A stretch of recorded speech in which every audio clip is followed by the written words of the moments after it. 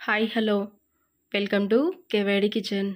ఈరోజు వీడియోలో సగ్గుబియ్యంతో హల్వాని ఎలా తయారు చేసుకోవాలో సింపుల్ ప్రాసెస్లో చేసి చూపిస్తాను. ఏదైనా ఫెస్టివల్స్లో కానీ ఇంట్లో పూజ టైంలో కానీ సింపుల్గా ఇలా దేవుడికి ప్రసాదంగా కానీ చేసి పెట్టేయచ్చు. సింపుల్గా ఒకసారి ఇలా ట్రై చేసి చూడండి.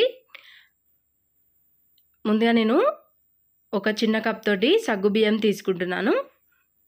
మీరు చేసుకునే క్వాంటిటీని బట్టి సగ్గుబియ్యాన్ని తీసుకోండి. ఇలా సగ్గుబియ్యం తీసుకున్న తర్వాత ఒకసారి వాటర్ వేసి ఒకసారి క్లీన్ చేస్తే సరిపోతుంది.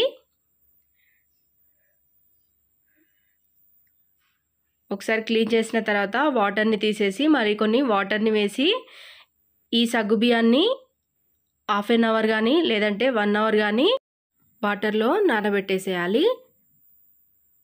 ఇలా నేను ఒక 1 అవర్ అయితే వాటర్లో నానబెట్టేశాను. 1 అవర్ తర్వాత ఒక మిక్సీ జార్ని తీసుకొని నానబెట్టిన సగ్గుబియ్యాన్ని మిక్సీ జార్లో వేసి గ్రైండ్ చేస్తే సరిపోతుంది. అలాగే ఈ సగ్గుబియ్యాన్ని పూర్తిగా పేస్ట్ లాగా అయినా చేసి తీసుకోవచ్చు, లేదంటే కొంచెం బర్సుల్లాగా ఉండే విధంగా తీసుకున్నా సరిపోతుంది. నేను కొంచెం బర్సులుగా ఉండే విధంగా వేసి తీసుకున్నాను. ఈ విధంగా మిక్సీలో పేస్ట్ చేసిన తర్వాత నేను మిగతా ప్రాసెస్ని చేసి చూపిస్తాను. స్టవ్ ఆన్ చేసి ఒక కడాయిని తీసుకున్నాను స్వీట్ చేయడానికి. అలాగే కడాయిలో ఒక స్పూను నెయ్యిని కూడా వేస్తున్నాను. నెయ్యి వేసి ఇందులో నేను కొన్ని డ్రై ఫ్రూట్స్ని ముందుగానే ఫ్రై చేసి తీసుకుంటున్నాను. లైట్గా బ్రౌన్ కలర్ వచ్చేంత వరకు ఫ్రై చేసి ఒక బౌల్లోకి తీసి పక్కకు పెట్టేసేయండి. అలాగే నేను అదే కడాయిలో ముందుగా మిక్సీలో వేసి తీసుకున్న సగ్గుబియ్యం పేస్ట్ని వేస్తున్నాను. ఇలా సగ్గుబియ్యం పేస్ట్ వేసిన తర్వాత స్టవ్ని లో టు మీడియం ఫ్లేమ్లో సెట్ చేసుకొని ఇది బాగా ఉడికేంత వరకు కలుపుతూనే ఉడికించాలి, లేదంటే కడాయికి అతుక్కుపోతుంది. అలా కాకుండా కలుపుతూనే ఫ్రై చేయండి. లో టు మీడియం ఫ్లేమ్లో ఒక 5 నిమిషాలు ఉడికించిన తర్వాత నేను ఒక కప్పు బెల్లాన్ని వేస్తున్నాను. బెల్లానికి బదులుగా షుగర్ అయినా వేసుకోవచ్చు, కానీ నేను ఇందులో బెల్లంని వేసి తీసుకుంటున్నాను. బెల్లం వేస్తేనే కొంచెం టేస్ట్ బాగా వస్తుంది. మీకు నచ్చితే షుగర్ అయినా వేసి తీసుకోవచ్చు.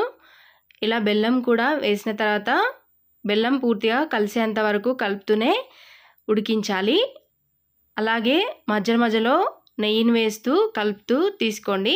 నెయ్యి వేయడం వల్ల కడాయికి అతుక్కోకుండా అలాగే హల్వా కూడా స్మూత్గా వస్తుంది. ఇలా నెయ్యి వేస్తూ కలుపుతూనే ఉడికించాలి.